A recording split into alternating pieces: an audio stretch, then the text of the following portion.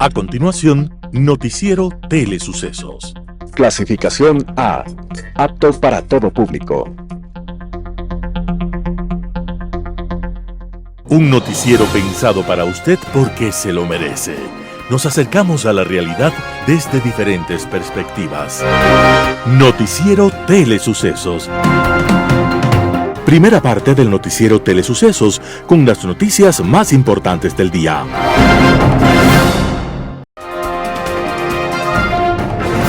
Un día como hoy. En una época, los humanos mirábamos al cielo intentando desentrañar los misterios del cosmos, y en otros casos, producto de la superchería, buscando claves para el destino de nuestras vidas. En medio de nuestro miedo, uno de los más preciosos espectáculos que podíamos observar en el cielo era la llegada de un cometa. Que era un castigo de los dioses o de los demonios, decían unos. El emperador chino degollaba a los astrónomos que no anunciaban la llegada del cometa. Moctezuma, por ejemplo, creyó en sus sacerdotes y vio en la llegada del cometa un anuncio fatal.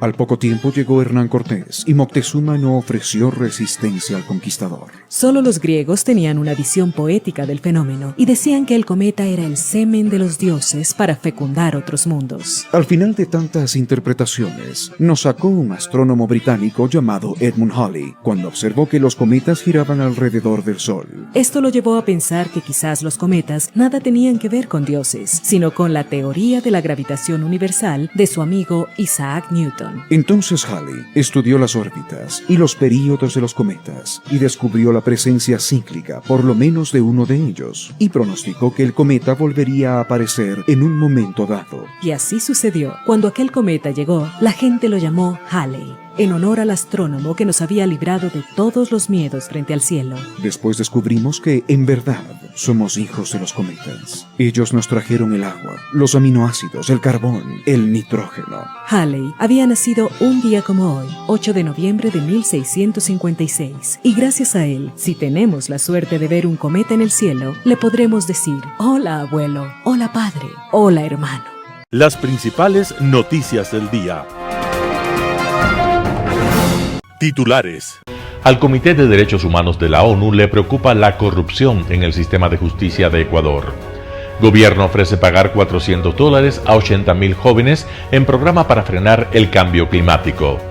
Presidente Noboa propone sacar a los presos de los grupos de atención prioritaria. En política internacional, con decoraciones. Editoriales serán de Vilio Palacio, el cabreo ya no funciona igual. Simón Espinosa Cordero, el contubernio entre el poder y la bestia. Noticias internacionales. Noticias del día. Al Comité de Derechos Humanos de la ONU le preocupa la corrupción en el sistema de justicia del Ecuador.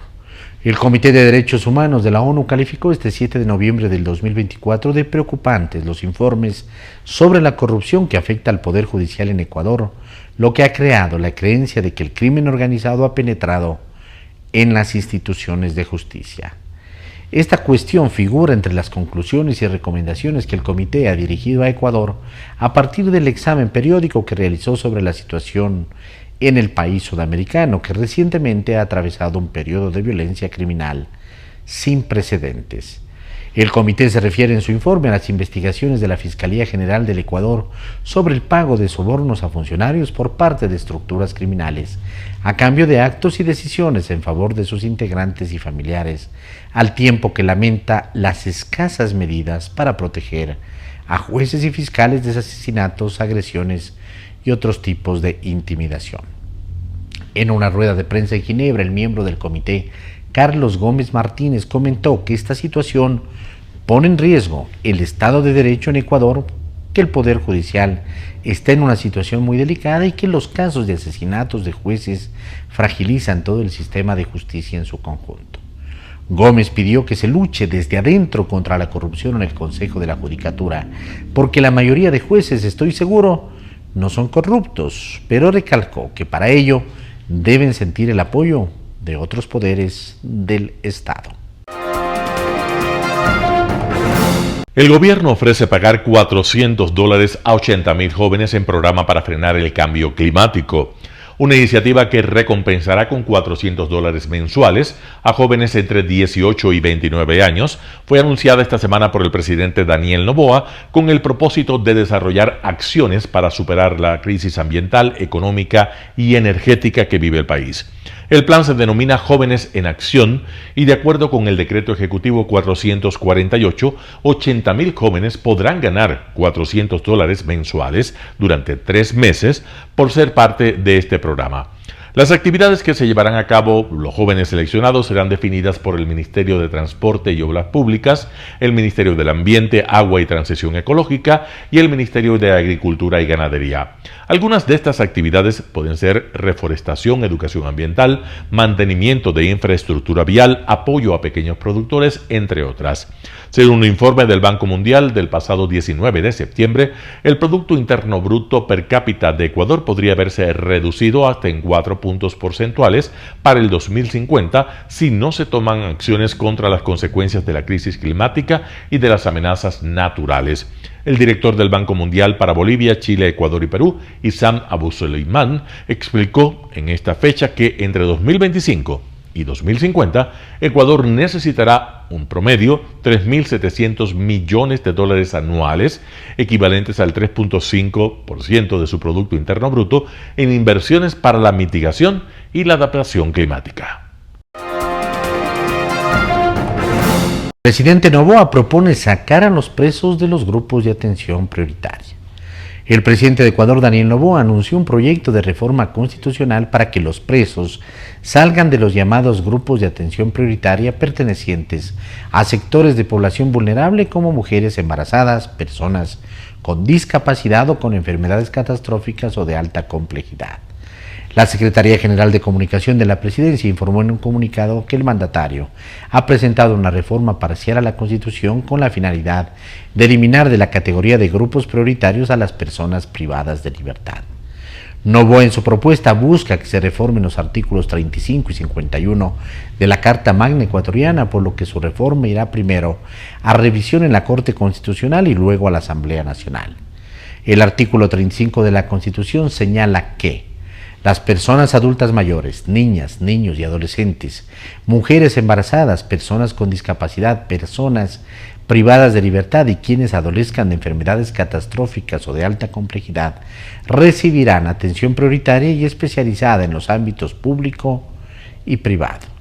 Mientras que el artículo 51 reconoce varios derechos a los presos, entre ellos contar con los recursos humanos y materiales necesarios para garantizar su salud integral en los centros de privación de libertad.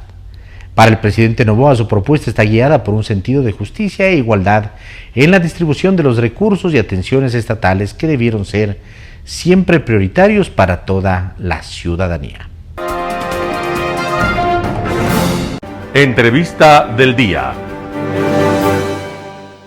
En Radio Sucesos estuvo Willo Rivera, veedor de Transparencia Electoral, habló sobre el proceso electoral que culminó en los Estados Unidos. Escuchemos lo que dijo. Sí, efectivamente, se hablaba mucho en los días previos de que el resultado de las elecciones del proceso del 5 de noviembre iba a ser apretado. Aquí hay que hablar en principio de lo complicado de entender el sistema electoral y la designación presidencial en los Estados Unidos. Tenemos una democracia participativa indirecta, 538 delegados, 535 de los 50 estados, 3 del Distrito de Columbia, que se reunirán en diciembre para elegir al presidente. El número mágico, 270.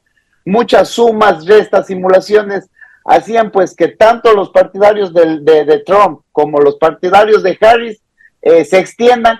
Y claro, la atención básicamente se encontraba, o más bien la mayor atención se encontraba en los estados de Wisconsin, Pensilvania, Ohio, Michigan, Arizona, Nevada, North Carolina y Georgia, que son los llamados estados bisagra, en donde no se encontraba definida la votación. Oh sorpresa, alrededor de la medianoche, Pensilvania, que era el estado clave, daba el triunfo al presidente Donald Trump.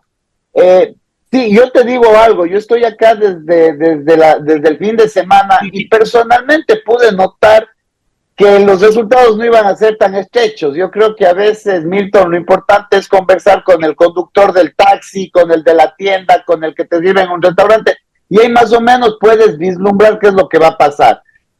Y algo que tú decías, de esto se iba probablemente a demorar días. Yo creo que el tweet de Elon Musk antes de las 11 de la noche, game, set, match, sin mencionarlo, ya prácticamente vislumbraba lo que podía pasar. Insisto, yo considero que el triunfo en los 8 estados o en los 7 estados bisagra del presidente Trump determinó que la elección se haya acortado o que el tiempo de espera se haya acortado y que ese triunfo sea más contundente de lo que se creía que podía ser. Ahora, las encuestas, no aciertan las encuestas y además, durante 3 periodos seguidos, cuando Trump ganó, cuando Trump perdió y cuando Trump vuelve a ganar, siempre las encuestas le dieron menos a Trump de lo que realmente tuvo. Sí, ahí se explica, por ejemplo, de que el presidente Trump obtiene una votación menor, pero no tan menor, a Kamala Harris en el área urbana y en el área suburbana. Pero si se analizan los resultados ya del área rural de los Estados Unidos, el triunfo del presidente Trump es avasallador. En el área rural, Trump saca una diferencia bastante grande frente a la candidata Harris. Y también es de aquí mencionar algo que es importante y que no se ha analizado mucho. Ayer estuvimos en el Capitolio y analizábamos los resultados ya en el tema postelectoral. El tema de la religión, Milton. En casi todas las religiones, católicos, judíos, protestantes, el presidente Trump gana las elecciones con una diferencia más o menos considerable. Y en el tema de personas que no tienen religión, gana la candidata Harris. Entonces son situaciones que a uno llama la atención. Y quizá lo más importante que nos interesa a nosotros, ¿no? Yo soy de Azogues, soy de la provincia del Cañar, la provincia con mayores índices de migración dentro del Ecuador. Y vivo en Azogues, no estoy acá no vivo acá, vivo en Azogues. Pero el voto latino, alrededor del 45% de los hispanos votaron por el presidente Trump. Eso también llama poderosamente la atención y obviamente hace pues que estos resultados que hoy estamos comentando pues se hayan dado. Llama la atención que el voto latino fue muy fuerte para Trump, pero se puede decir es ese voto latino de las personas que ya están acomodadas en Estados Unidos y que de alguna manera dicen, ok, Trump viene y cierra la frontera al resto de latinos o de inmigrantes que puedan venir. Llama la atención eso, llama la atención que un presidente procesado, denunciado, incluso por escándalos sexuales, como decía Joe Biden en algún debate, le decía, tienes la moral de un mono, no sé. Llama la atención que Estados Unidos prefiriera eso a la sospecha siquiera del socialismo. ¿O por qué gana Trump? ¿Por la comodidad económica? ¿Por la gestión que tuvo antes como presidente? Bueno, debemos primero aterrizar en que actualmente los Estados Unidos tienen un régimen demócrata, en que la candidata del actual presidente Biden era la candidata presidencial, en que de alguna manera los estadounidenses buscaban un cambio, no se sentían cómodos o no se sienten cómodos con el gobierno del presidente Biden. Eso uno. Dos, en el tema de los latinos, Milton, hay que analizar los números. Insisto, bueno, yo no soy pro ni Harris, ni mucho menos Trump ni Harris, porque al final del día la naturaleza de nuestra presencia en los Estados Unidos hace que actuemos de manera objetiva. Sin embargo, aquí tengo que decirte que si analizamos los números fríos, el presidente que menos deportaciones ha realizado en los últimos años ha sido el presidente Trump. A veces de lo que se escucha se hace conjetura con el presidente, y probablemente el que más deportaciones realizó fue el presidente Obama. Eso hay que tenerlo claro. Alejandro Castañeda, presidente ejecutivo de la Asociación Nacional de Empresas Generadoras ANDEG, habla sobre la venta de energía a Ecuador. Veamos la nota. Pues mire, la verdad es que la situación nuestra no es sencilla tampoco. También tenemos una situación compleja desde el punto de vista de hidrología. no nos está lloviendo lo que esperábamos. Nosotros también tuvimos un fenómeno del Niño el año pasado y principios de este año, lo cual nos llevó a tener el nivel más bajo de nuestros embalses en el mes de abril con un 28%. Luego, digamos que volvieron unas lluvias relativamente buenas entre el mes de mayo y el mes de julio, pero lamentablemente en los últimos 3 meses esto se nos volvió a secar. Estamos teniendo lluvias más o menos del orden de un 50-55% frente al promedio histórico. Eso pasó en los meses de septiembre, agosto, septiembre y octubre. Y por eso es que con la generación térmica lo que hemos tratado de hacer es evitar que nuestros embalses disminuyan, sino por el contrario tratar de mantenerlos en un nivel adecuado. ¿Cuál es el problema que tenemos? Y es que nosotros el verano normal en Colombia viene desde los meses de diciembre al mes de marzo. Entonces lo que hacemos en esta época es guardar agua, almacenarla con ayuda de las térmicas para luego sí utilizarla gradualmente durante el verano normal. Entonces, pues la situación, como digo, no es la mejor, es compleja, pero pues se pueden presentar ventanas de tiempo en algunos momentos en los cuales uno puede vender Ecuador o no. La decisión que tomó el gobierno fue porque estábamos en una condición muy crítica, llegamos a un nivel del 49% y nuestra meta objetiva de diciembre es el 67%. Entonces estamos todavía lejos de cumplirla, porque hoy en día estamos al 57%, estamos 10 puntos por debajo de donde deberíamos estar. Ahora, ustedes, quiero decir, la Asociación de Empresas Generadoras Privadas, están de alguna manera sosteniendo el abastecimiento de energía de su país. Sí, así es, Milton. Digamos que lo que hemos hecho en el último año y medio de la generación térmica es aportar lo más posible. Hemos llegado a momentos, más o menos en el mes de abril, de marzo de este año, de aportar casi un 55% del total de lo que consume Colombia con generación térmica. Y en este momento, en los últimos 2 meses, hemos estado del orden de entre un 40 y un 45%. Entonces, ¿qué hacemos con la térmica? Como le decía, si estamos en medio de un verano, es tratar de que los embalses disminuyan lo más lento posible. Y si estamos en un invierno, es tratar de que los embalses se recuperen lo más rápido posible. Esa es la complementariedad que tiene nuestro sistema entre térmico y hidráulico. Ahora, entonces, se puede decir que si la generación que ustedes entregan al Estado colombiano en algún momento baja, por la recuperación de caudales de las hidroeléctricas, se puede pensar en que sí pueden vender al Ecuador. Hay dos situaciones que pueden darse para que les podamos vender.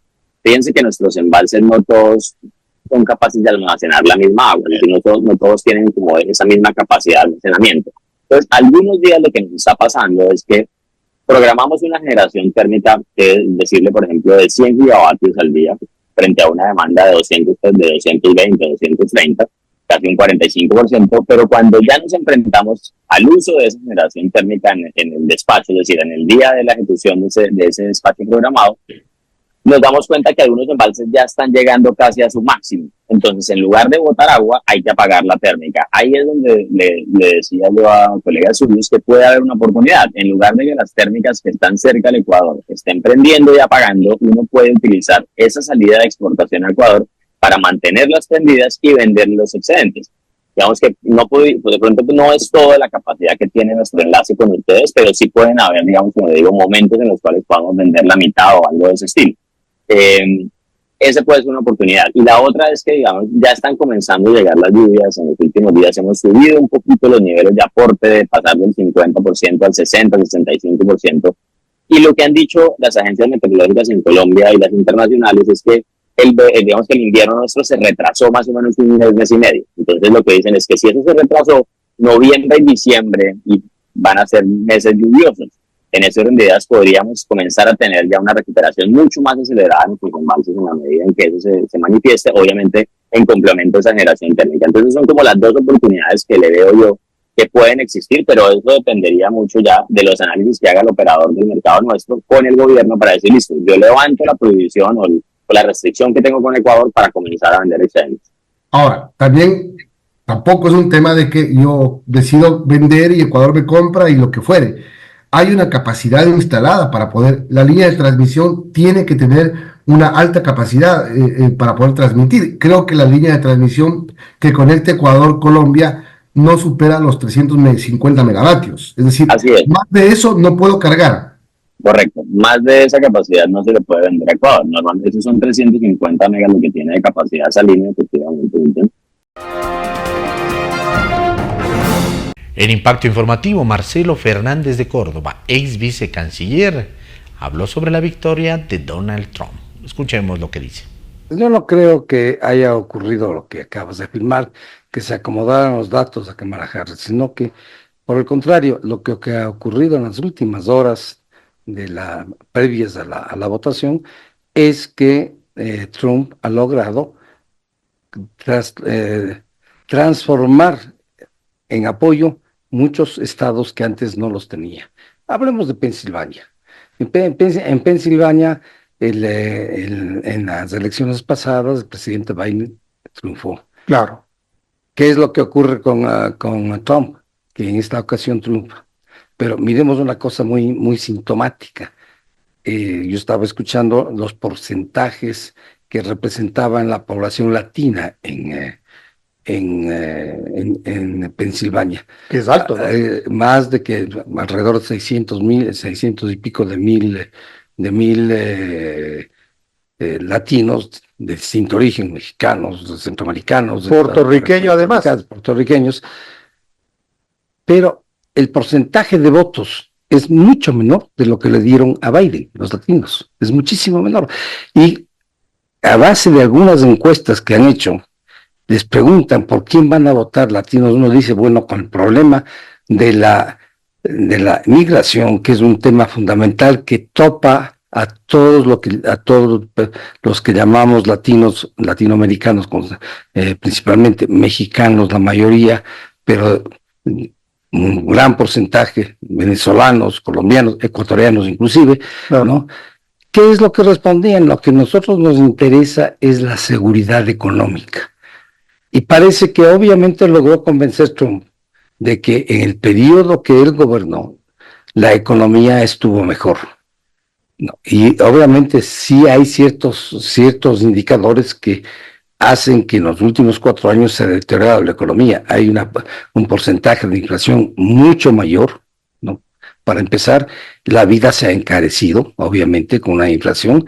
Entonces, eso hace que ciertos elementos que se los contaba dentro de las agrupaciones que apoyaban a Kamala Harris, en realidad no estaban con ella. Bueno, es muy difícil determinar qué es lo que pasó. Los migrantes no son un elemento poblacional determinante en los Estados Unidos, pero han sido objeto de la cacería, si cabe el término, de Kamala Harris y Donald Trump. Claro. Pero he ahí que entre las cosas que se han dicho desde esta madrugada hasta estos momentos, los análisis que se han hecho, parece ser que en las votaciones los migrantes entran en una suerte de canibalización con la nueva oleada de migrantes, ¿no?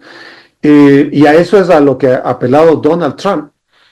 Los mexicanos, puertorriqueños, dominicanos, etcétera, ecuatorianos que viven en los Estados Unidos desde hace algunas décadas o de hace algunos años, no querían perder la posición, el estilo de vida, y por eso rechazan a las nuevas oleadas de migración a las que atacaba Donald Trump.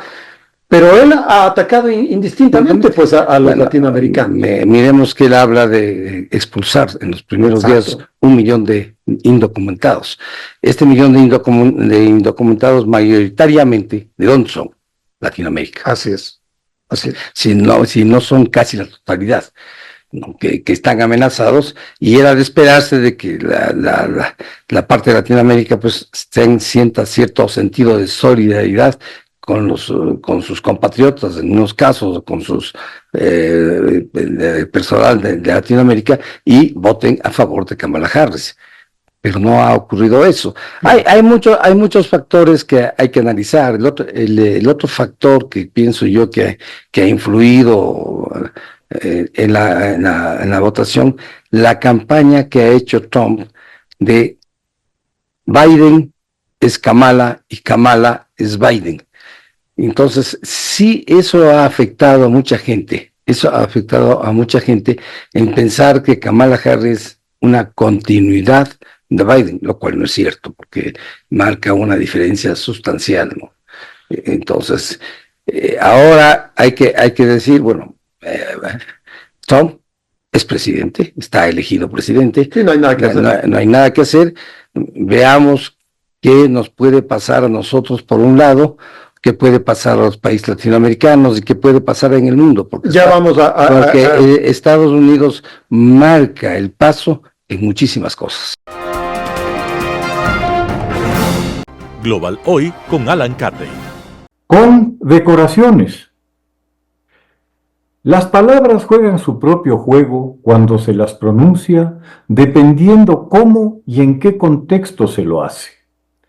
Es por esta razón por la que su uso, cuando es inoportuno o impropio, o las desvaloriza y hasta las vuelve ofensivas al emplearlas inadecuadamente, ya sea con esa intención o por ignorancia.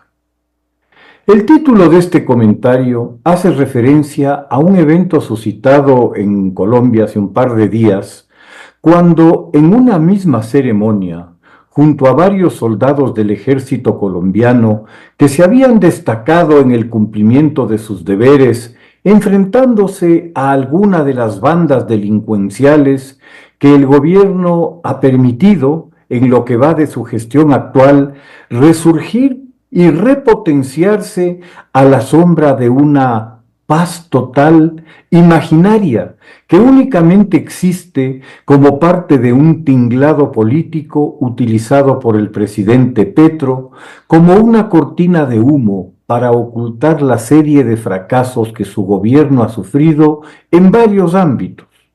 Se ha condecorado a esos soldados que se juegan la vida día a día, defendiendo, no dentro de los abstractos conceptos del honor y del deber castrense, sino de muy concretas acciones de sacrificio y coraje personal, protegiendo a unas poblaciones abusadas y explotadas por los delincuentes.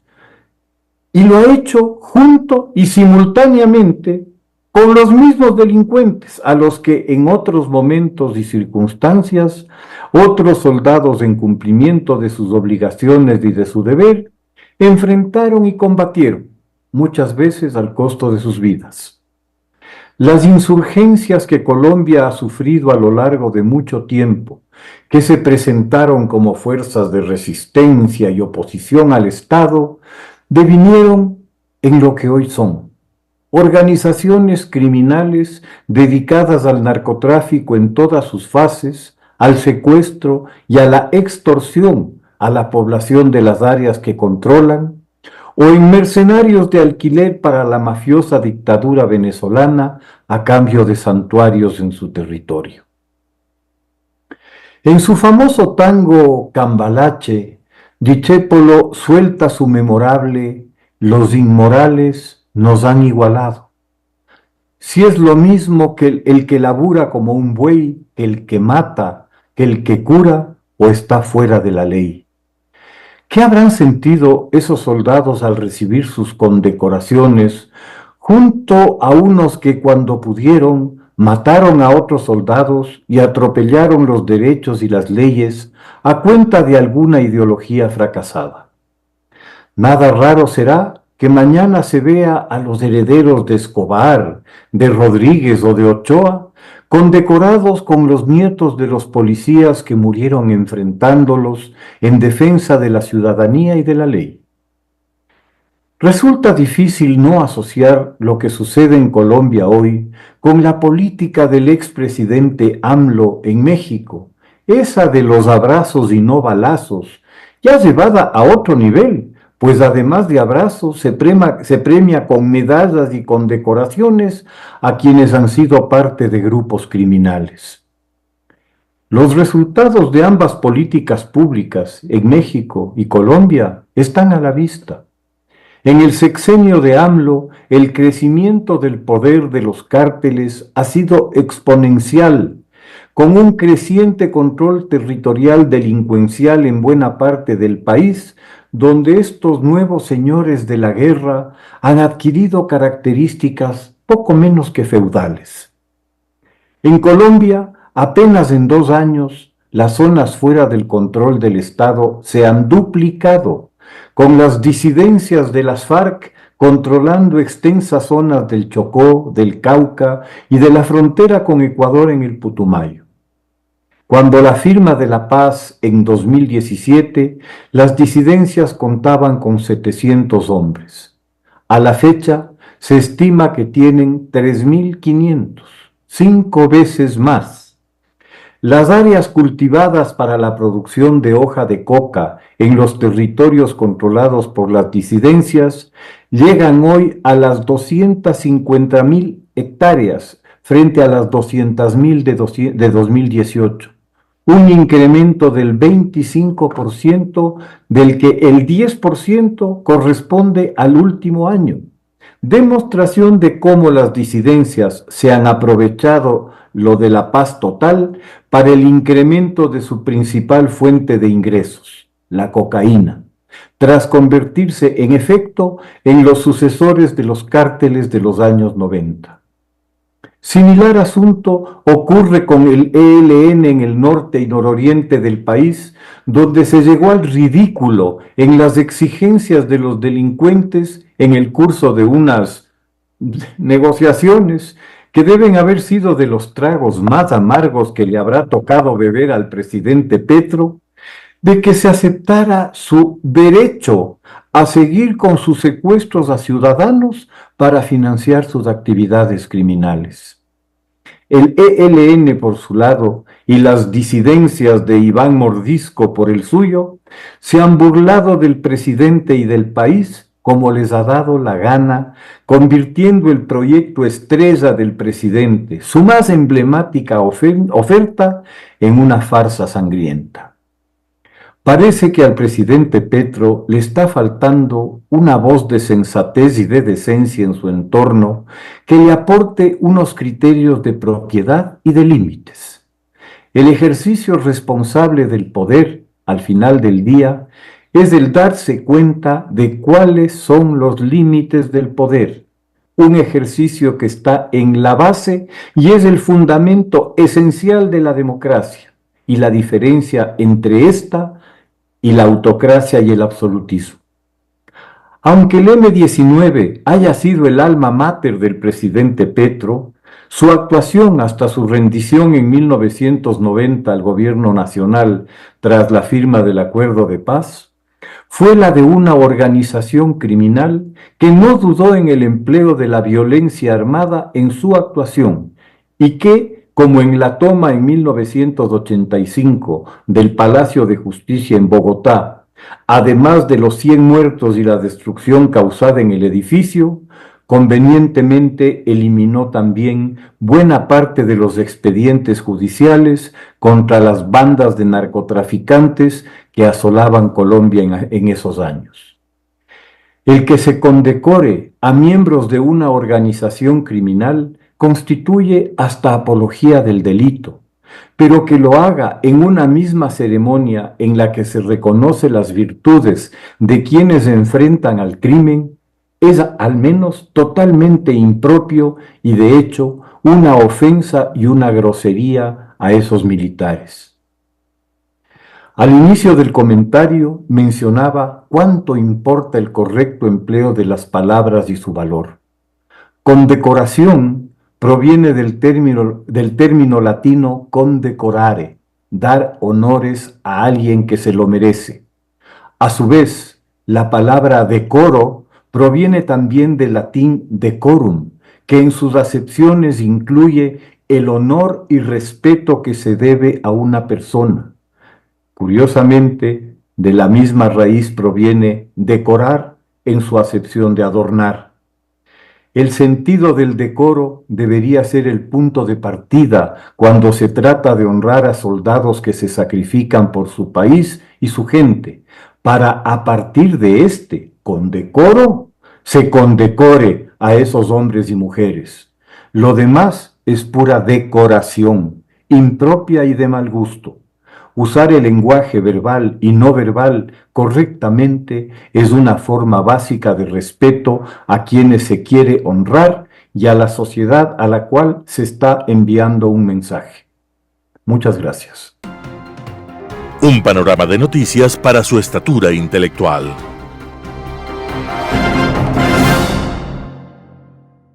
Editorial. El cabreo ya no funciona igual. Artículo de Emilio Palacio publicado en Diario La Hora. Este artículo versa sobre una palabra muy difícil que muy pocos entienden: paradigma. Por favor, señor presidente, no me pida que explique qué es un paradigma, porque no me siento preparado. No soy filósofo ni nada parecido, así que mejor permítame que le ponga unos ejemplos. El jueves hubo una manifestación en Quito en contra de su gobierno. Hasta donde sé, los manifestantes no rompieron vidrios ni quemaron vehículos. Qué raro, ¿no? Pero hay algo más. No fue la policía la que disolvió esa protesta, sino la lluvia. De repente San Pedro abrió el grifo y todos salieron en estampida hacia sus casas o hacia las terminales terrestres para huir de Quito y disfrutar del feriado. A menos que la memoria me falle, sería la primera vez que ocurre algo así. Antes, el paradigma era que ni los feriados ni las lluvias disolvían el descontento popular. Cuando el pueblo se cabreaba, como está de moda decir, no había quien lo pare. Pero esta vez existe un legítimo cabreo, y aún así no hay manifestaciones imparables que pidan su cabeza. El cabreo, por lo visto, ya no funciona igual. Antes era un paradigma, que si suben la gasolina el gobierno se cae. Pero usted subió la gasolina, el IVA, el impuesto a la salida de capitales y agregó algunos impuestos más y la gente se sintió incómoda, pero de ahí no pasó. Estos fenómenos completamente nuevos no se dan solo en política, sino en todos los ámbitos. Antes ni se nos hubiese ocurrido que el Sahara se pudiese inundar o que el Amazonas se pudiese secar, pero es lo que ocurre en estos precisos instantes. Mi conclusión es que el mundo está cambiando sus paradigmas a una velocidad asombrosa y que nuestros políticos criollos ni se han dado por enterados. Déjeme añadir un par de ejemplos adicionales, por si acaso no fui muy claro. En tiempos de León Febres Cordero, si usted llamaba a juicio político a un ministro y le tiraba una muñeca de trapo por la cabeza, se posicionaba como candidato casi seguro para cualquier elección. En cambio, ahora los juicios políticos están completamente desvalorizados. Y termino con este otro ejemplo, que es mi favorito. Antes, cuando un presidente se desgastaba, siempre había alguien que recogía sus votos y lo defenestraba en la siguiente elección. Pero ahora nadie discute que sus preferencias electorales cayeron con los apagones. Ni siquiera usted lo negó en su entrevista con Rafael Cuesta. Y aún así diera la impresión de que el pueblo aún no voltea a ver a nadie, al punto que algunos creen que lo que sí subió y de manera dramática es el porcentaje de indecisos. Postdata. A ver si esta explicación aclara un poco más las cosas, tomada del diccionario de la Real Academia Española. Paradigma. Teoría o conjunto de teorías cuyo núcleo central se acepta sin cuestionar y que suministra la base y modelo para resolver problemas y avanzar en el conocimiento. Artículo de Emilio Palacio publicado en Diario La Hora. El contubernio entre el poder y la bestia. Simón Espinosa Cordero. La teoría del criminal inocente intenta imponerse en Ecuador mediante un partido político y sus aliados. Son jinetes ciegos que cabalgan en caballos ciegos. Vienen desde el corazón de las tinieblas, de las desoladas llanuras de la Asamblea Nacional, de la gorda tierra de la leche y miel de las empresas públicas de entrañas voraces, nada misericordiosas con el pueblo pobre, envueltas en papeles y más papeles, escrutan el grano de quinoa, miran descarados a los enfermos, tardos en todo, amargos como limones podridos, que buscan lo suyo, no lo del Estado. Son el país del caos, y con maligna obstinación garantizan la impunidad de sus figuras célebres y de sus amados delincuentes de toda índole. Estos jinetes ciegos, en sociedad comanditaria con el crimen internacional organizado, han devorado y devoran todavía los dineros públicos y van corrompiendo las entrañas del cuerpo social. Hay una especie de sindicato de mafias, la narcodiplomacia, los organismos internacionales corruptos, las organizaciones no gubernamentales perversas que cuentan con puertas giratorias por las cuales los criminales entran y salen con la misma velocidad en una danza venal y prevaricadora que ha hecho de la justicia una caricatura. La nación contribuye con múltiples recursos financieros, incluido el IVA al 15%, que son canalizadas por el Estado. Estos se desperdician en actividades como la movilización constante y casi suicida de la policía y las Fuerzas Armadas, cuyo heroico esfuerzo resulta magro e insuficiente en comparación con las expectativas. Y todo por un sistema político y judicial que de antemano convierte la lucha contra la inseguridad en una guerra perdida. Es un hecho, entonces, que el contubernio entre el poder y la bestia contemporánea, dignatarios nacionales, provinciales y cantonales, municipios, jueces, políticos, miembros de las fuerzas del orden y los de la burocracia, comprometidos con el delito y la ilicitud, es una carga existencial para la vida de la República. No hay bestia en el mundo más peligrosa que un ignorante e inmoral con poder que puede convertirse en el azote de pueblos enteros, como sucede en la Venezuela chavista. La teoría del criminal inocente, lejos de ser una teoría jurídica o social, no es más que un engendro forjado en el submundo de las mafias, diseñado para afianzar su dominio en un contexto de descaro moral que sabotea de manera dramática el rumbo de la nación. En este contexto no se distingue el concepto de Estado de Derecho, porque la veleidosa Constitución de 2008 destruyó la racionalidad jurídica al instituir el Estado de Derechos, rebajando el derecho, la ley, a niveles subalternos. Tampoco se distingue el significado de república, porque existe un legislativo asamblea en constante conspiración y desestabilización contra el Ejecutivo, sin entender que los pesos y contrapesos entre las funciones del Estado sirven para mantener el equilibrio del poder dentro de un solo propósito, la permanencia histórica y el desarrollo del Estado, y no para dar rienda suelta a los odios y avideces de personajes anormales y de delincuentes inocentes. Además, el concepto de democracia queda desvirtuado y se limita a la elección del menos malo en un espectáculo burdo de candidatos, muchos de ellos personajes improvisados. Esta realidad muestra un país atrapado en un laberinto de confusión e incertidumbre, del que solo escaparemos imponiendo la autoridad de la razón, o en último término, mediante la fuerza definitoria que ha forjado rumbos históricos. Hoy es tiempo todavía, decía Antonio Machado. Simón Espinosa Cordero. Noticias internacionales. La victoria de Donald Trump arroja incertidumbre sobre el futuro de Ucrania. Repercusiones en Europa tras el triunfo de Donald Trump. El gasto en defensa y la guerra en Ucrania son las principales inquietudes, en particular el futuro de Ucrania, sobre el que se cierne un manto de incertidumbre, pues el republicano anunció que si salía elegido pondría fin a la guerra en Ucrania en 24 horas. Los expertos dudan que un acuerdo exprés pueda favorecer a Ucrania. Mr. Trump has signaled his willingness and his capacity to secure a super quick peace deal, which could very well imply that Kiev would be forced to concede to Russian demands that it certainly doesn't want to end the war. En el Parlamento Europeo las reacciones son diversas.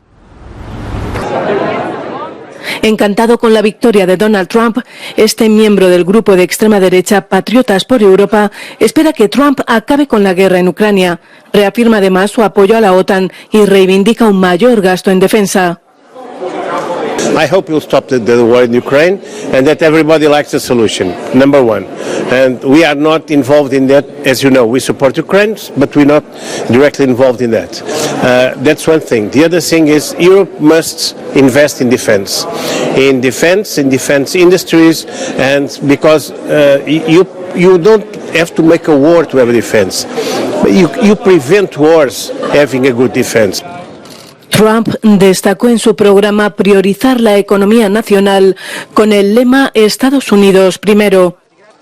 Este diputado socialdemócrata y ex primer ministro belga pide a su vez que Europa anteponga sus prioridades. Il n'y a pas eu cette volonté déterminée d'être à la pointe en termes de technologies nouvelles, d'être à la pointe en termes de défense, en termes de sécurité propre de nos concitoyens.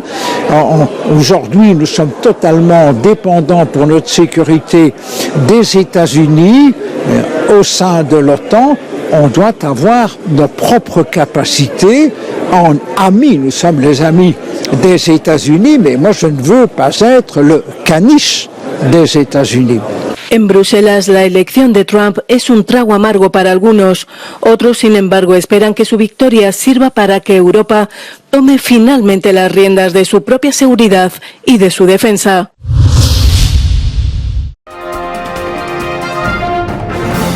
Cae la coalición de gobierno en Alemania. Scholz destituye a Lindner por traicionar su confianza.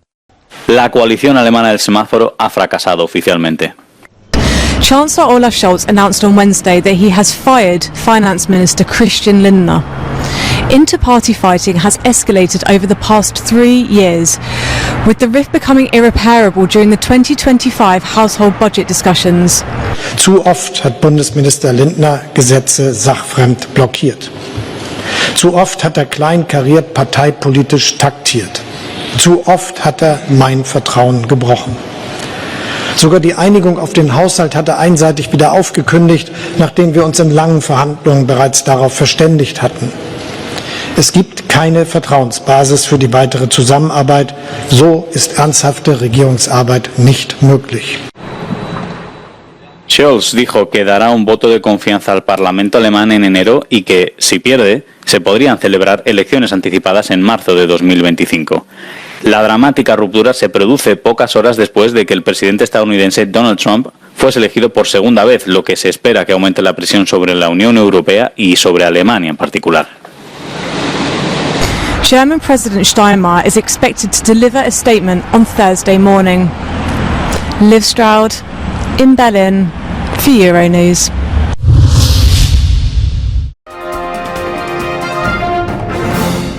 Kamala Harris habla tras perder las elecciones contra Trump. Seguiremos luchando.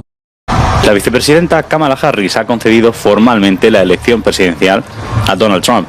En un discurso dirigido a sus seguidores estadounidenses el miércoles, Harris alentó a sus partidarios a seguir luchando por su visión del país. I know many people feel like we are entering a dark time, but for the benefit of us all, I hope that is not the case. But here's the thing, America, if it is, let us fill the sky with the light of a brilliant, brilliant billion of stars. The light of optimism, of faith, of truth and service. Harris dijo que llamó a Donald Trump el miércoles por la tarde para felicitarlo por su victoria. Después de una reñida contienda, la vicepresidenta perdió el voto de la mayoría de los grupos, excepto el de la mujer negra, así como los estados bisagra, un profundo rechazo por parte de los votantes estadounidenses.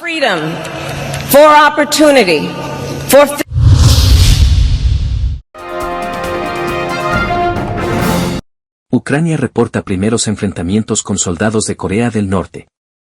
El presidente de Ucrania, Volodymyr Zelensky, confirmó en su discurso a la nación la noche de este martes los primeros combates de las tropas ucranianas contra los soldados norcoreanos que se han incorporado al ejército ruso que lucha contra Ucrania. Hoy también hubo un informe separado del Servicio de Inteligencia de Defensa y del Servicio de Inteligencia Exterior sobre el ejército norcoreano. Ya hay unos 11.000 soldados en la región de Kursk. En ese contexto, la ministra alemana de Exteriores, Annalena Baerbock, visitó Ucrania para ratificar el sólido apoyo de Berlín a ese país, en medio de una ofensiva rusa a gran escala en esa nación. No están solos, tienen amigos fuertes y socios en todo el mundo. Aquí y ahora estamos firmemente a su lado mientras nos necesiten, porque también luchan por la libertad de todos nosotros.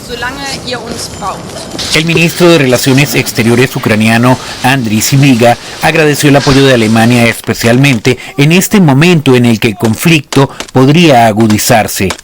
Apreciamos el apoyo de Berlín a la adhesión de Ucrania a la UE y a la OTAN.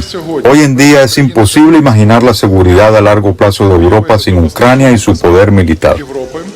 El G7, que agrupa a las 7 democracias más industrializadas del mundo y Nueva Zelanda y Australia, anunciaron este miércoles que preparan una respuesta coordinada a la entrada de soldados norcoreanos en la guerra ruso-ucraniana. Álvaro Algarra, Voz de América.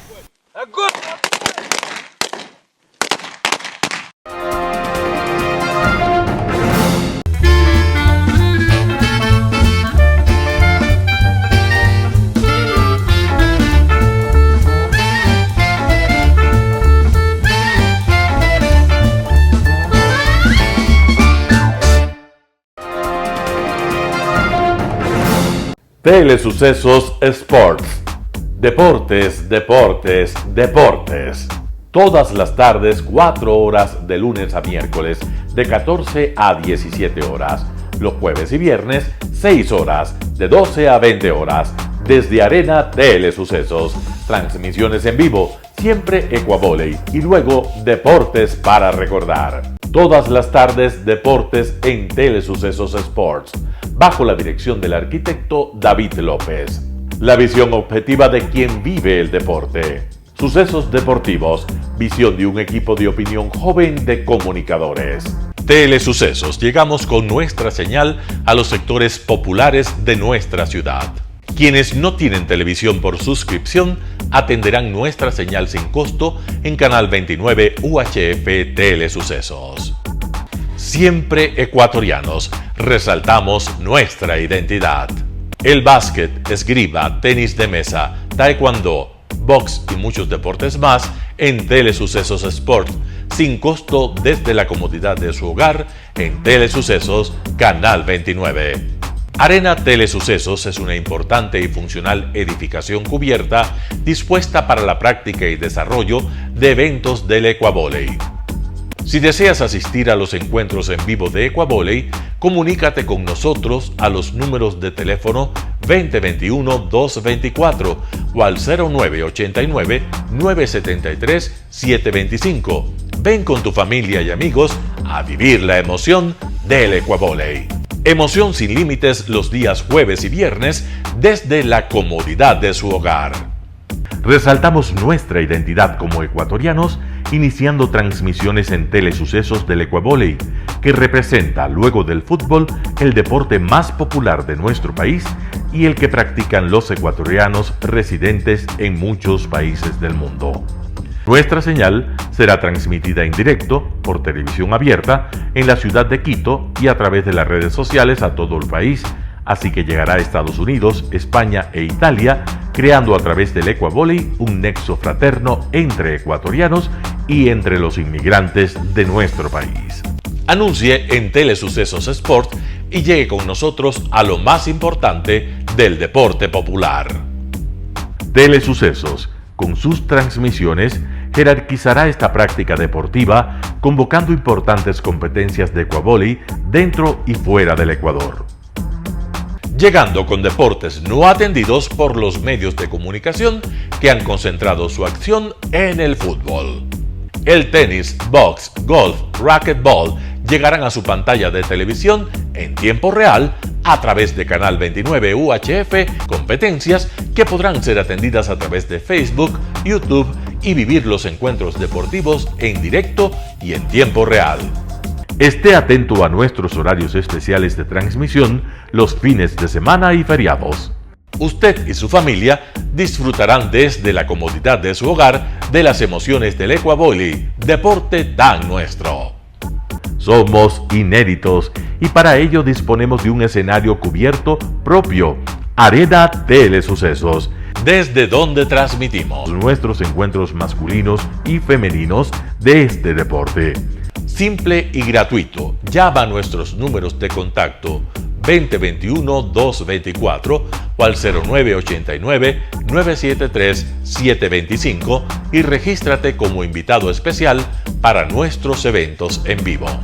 Arena Telesucesos, el escenario cubierto para la práctica del deporte 100% ecuatoriano, el Ecuavoley. Telesucesos es un canal de televisión que incorpora a su programación manifestaciones culturales y deportivas que marcan la identidad de nuestro país. Consideramos que el ecuavóley es una manifestación deportiva con partida de nacimiento popular y nombre propio ecuatoriano.